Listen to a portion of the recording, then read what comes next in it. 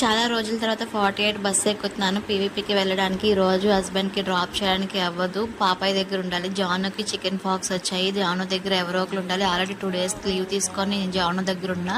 ఇంకా ఈ రోజు నేను ఎట్లాగైనా కంపల్సరీగా వెళ్ళాలి. ఒక 2 hours పని ఉంది, అది చూసుకొని మళ్ళీ వచ్చేస్తాను. ఆటోకి అయితే 150 అడిగారు. ఎందుకు మనీ వేస్ట్ కదా. ఆల్రెడీ 48 అయితే అక్కడ వరకు వెళ్తుంది, స్టాప్ ఉంది దగ్గరలోని. ఇంకా అక్కడ నుంచి పీవీపీకి వాకబుల్ డిస్టెన్స్ కదని చెప్పి 48 ఎక్కేసా. 48 ఎక్కగానే నాకు నా పాత రోజులన్నీ గుర్తొచ్చాయి.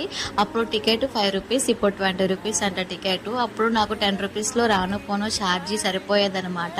ఇంకా ఎక్స్ట్రా మనీ కూడా ఉండే కాదు నా దగ్గర. ఇంకా నైట్ 48 బస్సు వచ్చే వరకు వెయిట్ చేసేదాన్ని.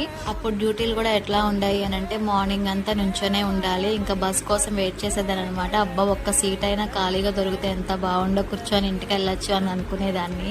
కానీ అసలు ఎప్పుడు సీట్ ఖాళీగా దొరికేది కాదు. ఇంటికి దగ్గరలో ఉన్నాం అనుకున్నాను